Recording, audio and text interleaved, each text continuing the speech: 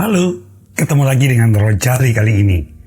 Kali ini dalam episode yang kesekian-sekian, gue mau ngomong tentang khilaf.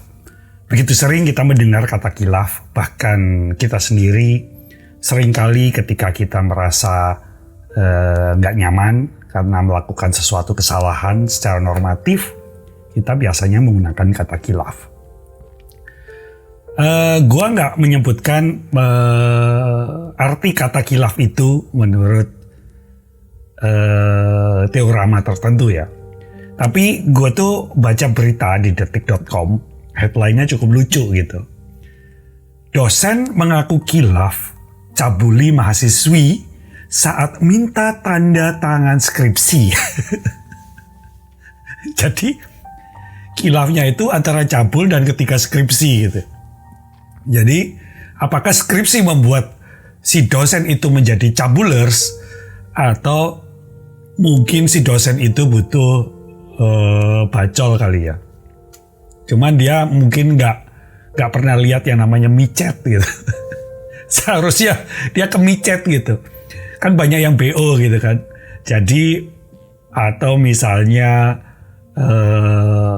lihat foto-foto cewek gitu. Atau dia tergoda lihat goyang pinggulan di TikTok dari ya cewek-cewek muda zaman sekarang. Mungkin yang sudah tertetes dari karakter ibunya kali ya. Jadi kalau dia mau mendokumentasikan dirinya, jadi dia kencang-kencangan goyang pinggul gitu. Ngebornya itu hot atau enggak gitu. Nah, kalau kita cermati ya bahwa dosen itu ngaku khilaf cabuli mahasiswi yang minta tantangan skripsi. Khilaf. Terus gimana misalnya kalau cewek lu misalnya. Ya katakan kalau lu pacaran mungkin ya bisa jadi semester awal-awal, mungkin SMA gitu ya. Terus pas ketahuan kalian ngegapin bahwa mereka itu salah satu atau pacar kalian lah ya. Itu selingkuh. Terus cewek lu bilang, maaf, gue waktu itu khilaf. Bener gak sih hal-hal seperti itu khilaf? Gue gak begitu ngerti masalah khilaf pada saat cabul ya.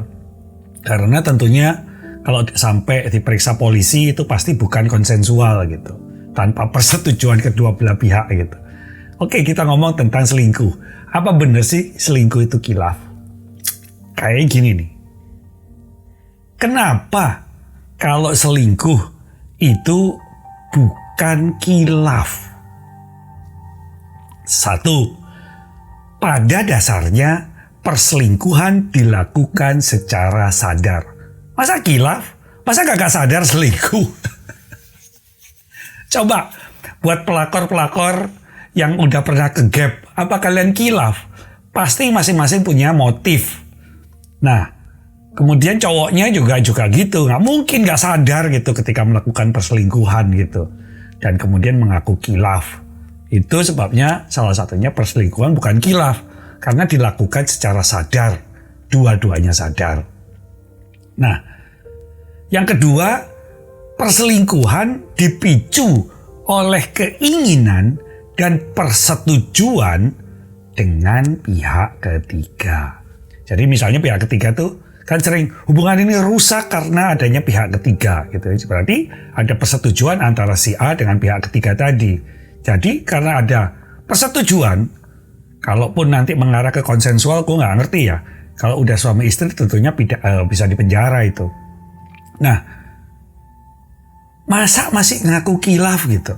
Perselingkuhan loh ini ya. Yang ketiga, khilaf sering dijadikan alasan utama untuk mendapatkan maaf dan pengampunan. Misalnya apa? Kenapa kok maaf dan pengampunan? Maaf dan pengampunan itu pasti baik adanya. Dan memang wajib kita memaafkan dan memberikan ampunan. Walaupun kita bukan Tuhan ya. Gitu ya. Tetapi tentu maaf dan ampun ini akan berjalan sesuai dengan hukum semesta kalau yang bersangkutan betul-betul menyadari kesalahannya. Menyadari dalam arti memperbaiki dan tidak melakukannya lagi. Tetapi permasalahannya, Ini menurut gue ya. Orang yang selingkuh itu nggak perlu dimaafin. Kenapa? Karena nggak bakal sembuh. Kalau dia ngaku kapok dan tidak akan berbuat lagi, itu adalah kebohongan. Jangan percaya, pasti dia akan melakukan lagi. Either dengan orang yang sama atau dengan pihak yang lain. Ini akan menahun, penyakit menahun ini. Jadi lebih parah daripada diabetes ini. Jadi kalau ada orang ketangkep, kegep soal selingkuh, ngaku kilaf atau minta maaf dan ampuni, jangan. Karena pasti akan mengulangi dalam bentuk yang berbeda. Gitu ya teman-teman ya. Nah, alasan lain kenapa perselingkuhan bukan kilaf. Ntar ya, gue sambil ngebet nih. Perselingkuhan gak hanya kesalahan orang yang mengganggu hubungan saja. Jadi bukan karena pihak yang lewat atau ngetok pintu, tapi yang bukain pintu juga salah. Jadi gak mungkin ini kilaf. Gue kilaf sehingga gue membukakan paha saya untuk selingkuhan saya gitu ya. Ya motifnya macam-macam gitu ya, kurang perhatian atau kurang duit gitu ya.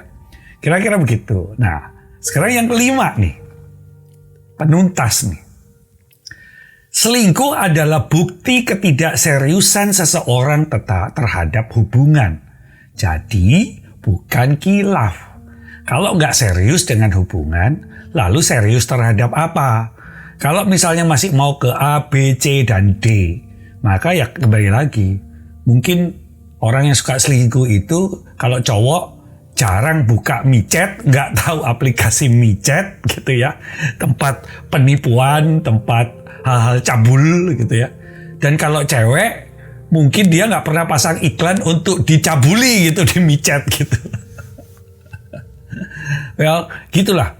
Jadi kesimpulan dari apa yang gue omongin ini, dari ocehan gue, gak usah dipercaya. Ini hanya sekedar ocehan gue aja. Bahwa kilaf merupakan kata yang bermakna suci, bermakna manusiawi.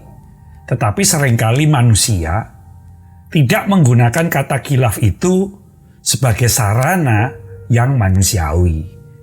Bayangin, kalau kilaf yang seharusnya untuk manusia, masa misalnya babi bisa kilaf gitu kan?